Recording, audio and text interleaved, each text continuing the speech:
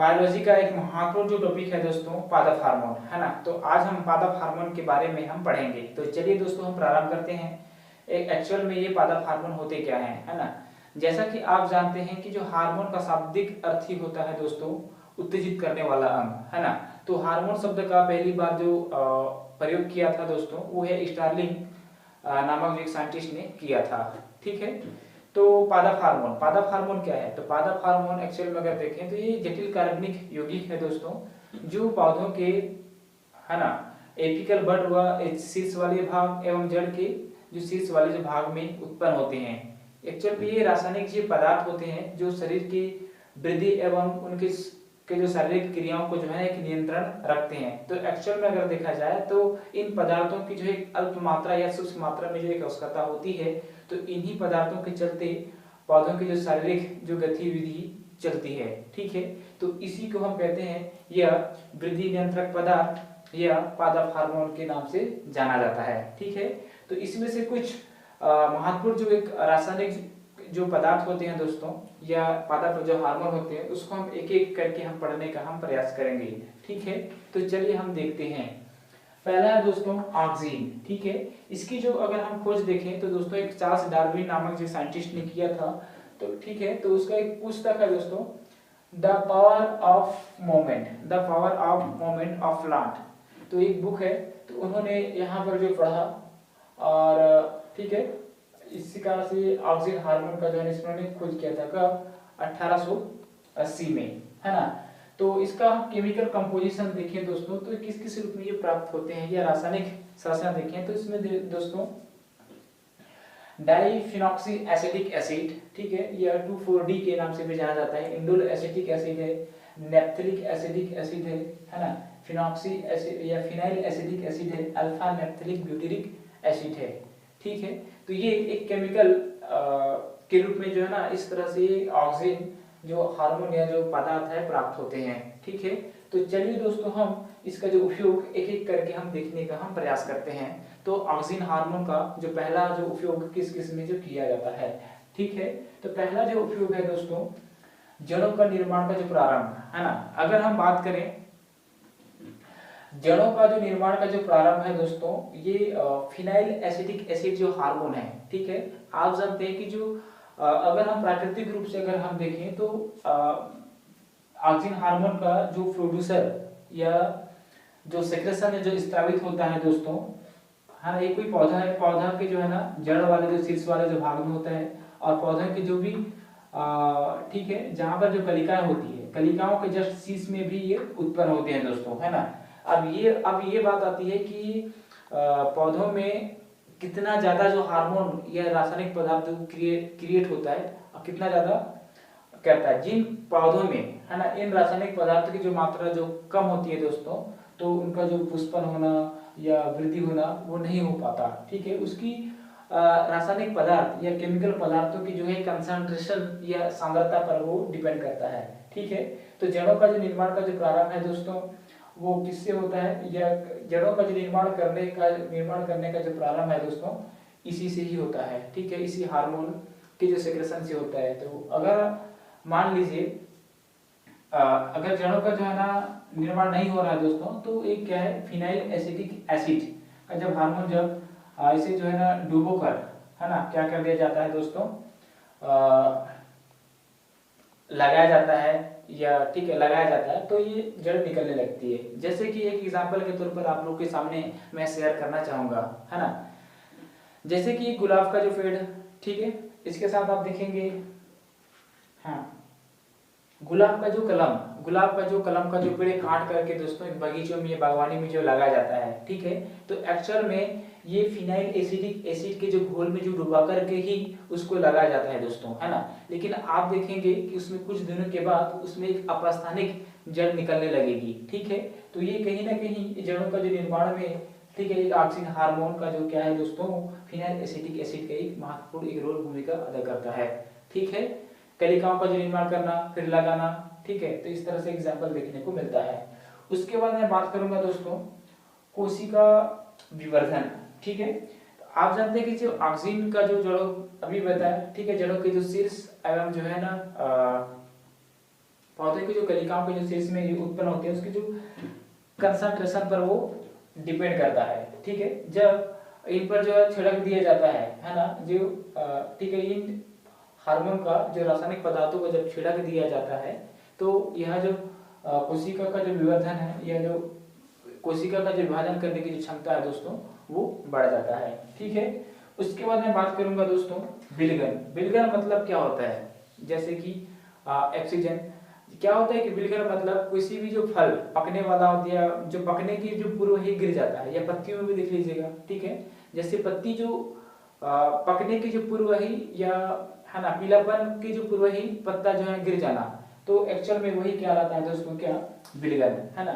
तो इसमें भी क्या होता है कि फलों में भी देखने को मिलता है, चाहे आप आम का फल हो, बहुत सारे जो ऐसे जो फल होते हैं जो फल पकने के पूर्व ही गिर जाते हैं, है ना। तो ऐसी स्थिति में दोस्तों एक indole butyric acid alpha naphthalic acetic acid का जो है छिड़काव करके इस विलगन की जो स्थिति को जो है ना निपटारा किया जा सकता है या बचाया जा सकता है। ठीक है, जब यह छिड़काव किए जाएंगे दोस्तों तो विलगन की जो स्थिति नहीं होगा, है ना। तो एक्चुअल में क्या है, ये भी ऑक्सीजन हार्मोन की उपयोगिता के अंतर्गत ही आता है। ठीक है, उसके बाद मैं बात करता हूँ दोस्तों खरपतवार नियंत्रण, है ना। इसका जो एक खरपतवार नियंत्रण में किसका किया जाता है दोस्तों, डाईफिनॉक्सी एसिडिक एसिड ना, डाईफिनॉक्सी एसिडिक एसिड का जो है ना एक केमिकल है, उसका उपयोग किया जाता है। ये भी प्राकृतिक रूप से जो है ना उत्पन्न होते हैं। ठीक है, अब जैसा कि आप जानते हैं कि जो हम धान की जब खेती करते हैं, या धान की जब हम खेती करते हैं तो उसमें आप जानते हैं धान की जो अतिरिक्त अन्य जो घास फूस जो पौधे पाए जाते हैं, है ना, जिनको नष्ट करना हमारे लिए महत्वपूर्ण हो जाता है या बहुत ही जरूरी हो जाता है, ताकि हमारे जो उपयोगी जो पौधे को जो उगाने के लिए, ठीक है, तो उसके उपयोगी पौधे को उगाने के लिए इस घास फूस पौधों को जो मिटाना आवश्यक हो जाता है। तो उसके लिए दोस्तों क्या डाईफिनॉक्सी एसिडिक एसिड का जो उपयोग किया जाता है। ठीक है, तो एक तरह से खरपतवार एक नियंत्रण के लिए ये 2,4-D का उपयोग किया जाता है ना। तो इस तरह से एक खरपतवार नियंत्रण में किया जाता है। तो इस नाम को जरूर याद रखिएगा दोस्तों, कभी कभी जो कॉम्पिटिटिव एग्जाम में पूछ लिया जाता है। ठीक है, उसके बाद मैं बात करता हूँ दोस्तों पुष्पन। तो आप लोग को बता दूं कि यह जो जैसे कि कपास है, अनानास है, ये पुष्पन को जो है ना प्रेरित करने के लिए यह जो हार्मोन है काफी उपयोगी होता है। ठीक है, हाँ। उसके बाद है दोस्तों बीज रहित फल का उत्पादन। ठीक है, क्या बीज रहित फल का उत्पादन, अगर देखा जाए किसी किसी प्लांट की जो अगर फ्लावर या फूल में अगर देखा जाए तो फूल में क्या होता है दोस्तों, क्या क्या नहीं होता, फर्टिलाइजेशन नहीं हो पाता। जब फर्टिलाइजेशन नहीं हो पाता तो ठीक है क्या हो जाता है, उसे हम अनिषेक जनन कहते हैं। तो जब इसमें इसी जो बीज रहित इसमें फल का उत्पादन किया जा सकता है, इन जो हार्मोन जैसे कि अगर देखा जाए एंडोलिसिटिक एसिड है, नेप्थलिक एसिडिक एसिड है ना, इनका जो छिड़काव करके, है ना, एक अंडाशय और जो स्टिग्मा में जो क्या होते हैं दोस्तों, एंथर होते हैं, इसमें ओवम होते हैं। तो दोनों का जो है ना क्या कहते हैं, इसके पोलिनेशन कराने में जो है ना इन हार्मोन का जो है महत्वपूर्ण जो भूमिका होता है दोस्तों। जब ये क्या बनेगा, ओवम, ठीक है, उसके बाद गेमेट्स, जब दोनों का जो संगमन होगा तो क्या होगा दोस्तों, जाइगोट बनेगा। तो जाइगोट बनने के बाद धीरे धीरे क्या होगा, एक बीज रहित फल का जो है निर्माण करने लगेगा। ठीक है, तो इस तरह से उपयोगी होते हैं बीज रहित फल का उत्पादन करने में। उसके बाद बात करूंगा दोस्तों उपयोग प्रसुप्ता डोरमेंसी नियंत्रण, है ना। जैसा कि आप जानते हैं कि आलू का गोदाम आपने देखा होगा, है ना, तो उसमें भी आप देखे होंगे जब किसान इन आलू को घर में जब रखा जाता है तो उसमें क्या होते हैं दोस्तों, जर्मिनेट होने लगते हैं। ठीक है, जर्मिनेट होने लगते हैं। तो ठीक है, तो अगर हम आलू के गोदाम में अगर देखा जाए दोस्तों तो उनके जो रूमों में एक अल्फा नेप्थलिक ब्यूटेरिक एसिड का जो छिड़काव किया जाता है, ठीक है, जिसके कारण से उसको जो अधिक समय तक एक डोरमेंसी अवस्था में रखा जाता है, जिसके कारण से वो जर्मिनेट नहीं हो पाते। ठीक है, तो यही एक जर्मिनेट नियंत्रण में भी इसका जो उपयोग किया जाता है। ठीक है, तो ये था दोस्तों ऑक्सीन हार्मोन का जो एक महत्वपूर्ण जो है ना उपयोग। उसके बाद मैं आगे बात करता हूं दोस्तों, उसके बाद है दोस्तों जिबरेलिन हार्मोन। ठीक है, तो जिबरेलिन अगर हार्मोन के अगर खोज देखें दोस्तों, ये कुरोसावा नामक जो साइंटिस्ट थे, ये जापानी जो वैज्ञानिक थे, 1926 में जो है ना इस हार्मोन की जो है ना इन्होंने खोज किया था। अगर इसका हम केमिकल कंपोजिशन देखें दोस्तों, इनके जो क्रियात्मक समूह के रूप में पाया जाता है अल्कोहल, फिर CH3 COH, है ना। इसको एक साथ ही इसे जिब्रेलिक अम्ल के नाम से भी जाना जाता है, ठीक है। तो जिब्रेलिक हार्मोन का अगर हम मुख्य कार्य देखें दोस्तों, तो इनका जो मुख्य कार्य होता है कि जो पौधों के जो तनों के लंबाई में वृद्धि करना, ठीक है। इसके साथ साथ यह पुष्पन को प्रेरित करने में भी काफी महत्वपूर्ण भूमिका होता है। फिर डोर्मेंसी को जो है दूर करने में भी इसका उपयोग किया जाता है। लेकिन इसके जो अतिरिक्त जो सिमिलर जो कार्य देखने को मिलता है, लेकिन इसके जो सबसे जो अलग जो डिफरेंट होता है दोस्तों, इनका जो मुख्य कार्य लंबाई में वृद्धि करना होता है, ठीक है। तो पत्तियों का जो माप बढ़ाना भी यह जो कार्य देखने को मिलता है। इससे और ज्यादा महत्वपूर्ण जो होता है दोस्तों, पेपर में जाता है कि बोल्टिंग प्रभाव का अर्थ क्या है, ठीक है। तो बोल्टिंग प्रभाव क्या है इसको समझते हैं। अगर हम बोल्टिंग प्रभाव देखें, एक हेनपेन एक प्लांट है, ठीक है। इस प्लांट में अगर हम देखें तो इसका जो वृंत काफी छोटा होता है, ठीक है। पुष्प जो वृंत, ठीक है, पुष्प वृंत जो काफी छोटा होता है दोस्तों। जैसे ही इसमें क्या होता है कि जो कम काल में जो टेम्परेचर चाहिए होता है, ठीक है, जैसे ही क्या जिबरेलिन हार्मोन जैसे इसमें छिड़क दिया जाता है, तो इसके एक लंबा काल जो है ना, क्या एक लंबा काल प्रकाश की जो अवधि चाहिए होता है, ठीक है। जैसे ही जिबरेलिन हार्मोन इसमें छिड़क दिया जाता है, तो इसका जो पुष्प वृंत बहुत अधिक लंबा हो जाता है, ठीक है। तो इस कारण से इसी को ही बोल्टिंग प्रभाव कहा जाता है, ठीक है। तो यहाँ तक के आप लोग समझ में आ गया होगा। उसके बाद है दोस्तों तीसरा, ठीक है, साइटोकाइनिन। ये साइटोकाइनिन हार्मोन का खोज दोस्तों जेबलोव्स्की नामक जो साइंटिस्ट 1954 में किया था। लेकिन साइटोकाइनिन का जो नाम है दोस्तों, वो एक मिलर नामक वैज्ञानिक ने दिया था, ठीक है। तो इसका अगर हम कार्य देखें तो मुख्य जो कार्य यहाँ है दोस्तों, कोशिका विभाजन करना, ठीक है। कोशिका को जो विभाजन करना, पौधों के जो ग्रोथ में ये महत्वपूर्ण भूमिका निभाता है। तो इसका जो प्राकृतिक में इसका देखें तो अधिकतर ये कोकोनट मिल्क, नारियल का जो कोकोनट जो मिल्क है दोस्तों, उसमें ये साइटोकाइनिन देखने को मिलता है। इसके साथ साथ जो मक्का में एक जीएटीन के रूप में ये देखने को मिलता है, ठीक है।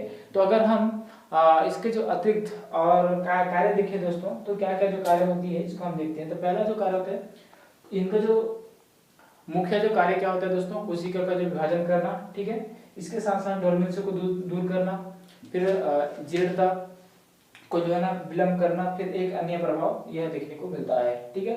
तो इस तरह से एक मुख्य, ठीक है, जिबरेलिन हार्मोन फिर साइटोकाइनिन हार्मोन का जो मुख्य कार्य देखने को मिलता है, ठीक है। उसके बाद आगे देखते हैं दोस्तों। उसके बाद जो चौथा है दोस्तों एथिलीन हार्मोन, ठीक है। यह एथिलीन हार्मोन है ना, जिसे पहला बार जो एक्सपेरिमेंट के तौर पर किया था दोस्तों, वो है ग्लास्टन एंड डेविस ने किया था। तो इसी की जो है एथिलीन हार्मोन की जो खोज की थी, है ना। तो इसका अगर हम केमिकल कंपोजिशन अगर हम देखें तो CH2 डबल बॉन्ड एक CH2 के रूप में देखने को मिलता है। अगर हम इसका कार्य देखें दोस्तों एथिलीन हार्मोन का, ठीक है, आपने देखा होगा आमतौर पर जो आम को पकाने के लिए या फिर केले को फेंकाने के या पकाने के लिए, ठीक है, तो इसी हार्मोन का यूज किया जाता है, ठीक है। इसी जो हार्मोन के चलते, ठीक है, एक फल जो है ना एक जल्दी पकने लगता है, ठीक है। जैसा कि आप जानते हैं कि आमतौर पर आपने देखा होगा, है ना, जैसे किसी भी जो पौधों में देखा जाए या फिर पेड़ में देखा जाए, है ना, कोई भी जो फल एक फल पकने के बाद, ठीक है, उसके जो आसपास जितने भी जो फल पकने लगते हैं, है ना। तो एक्चुअल में ऐसा क्यों होता है, जैसा कि आप जानते हैं कि किसी भी जो एक फल जो पकने के बाद उस जो फल से, ठीक है, पकने के बाद उसमें एथिलीन जो केमिकल जो पदार्थ होता है या हार्मोन होता है दोस्तों, वो सेक्रेशन करने लगता है, आसपास को जो फैलाने लगता है उस गैस का, जिसके कारण से जो आसपास के जो फल है वो पकने लगते हैं, ठीक है। यही रीजन है एथिलीन हार्मोन के कारण, ठीक है। इसके अतिरिक्त दोस्तों एक अन्य जो कार्य देखने को मिलता है, तने का जो फूल जाना, ठीक है, ये भी इसी हार्मोन के जो कारण होता है। तनों की वृद्धि, रुकावट या अवरोध का जो है ना उत्पन्न होना, है ना। तो इस तरह के हार्मोन का जो कार्य है, ठीक है। कोशिका भित्ति की वृद्धि को नियमन करना, ठीक है। पुष्पों के दल फूल रंगीन या चित्त कमरा बना देना, है ना। तो जड़ की वृद्धि में अवरोध या रुकावट आना, तो अनेक इसके जो कार्य ये एथिलीन हार्मोन के कार्य देखने को मिलते हैं। लेकिन इसका जो सबसे ज्यादा मुख्य जो कार्य होता है दोस्तों, फलों को जो पकाने में इसका जो महत्वपूर्ण जो कार्य होता है। ठीक है, तो लिख लीजिए इसमें कार्य, फलों को पकाना। ठीक है, फलों को पकाना।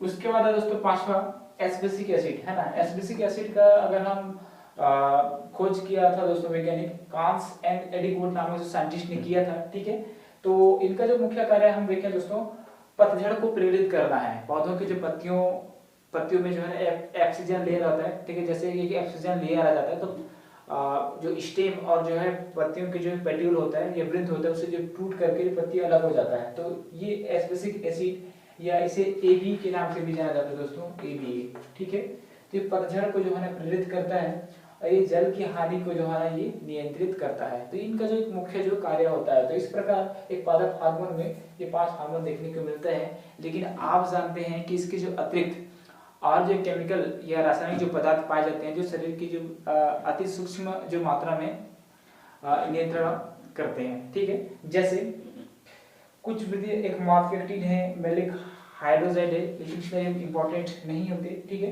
पुष्पन हार्मोन, जो पुष्पन हार्मोन वे हार्मोन होते हैं जो ताप एवं प्रकाश के जो प्रभाव से पादप की पुष्पन क्रिया को वो प्रेरित करते हैं।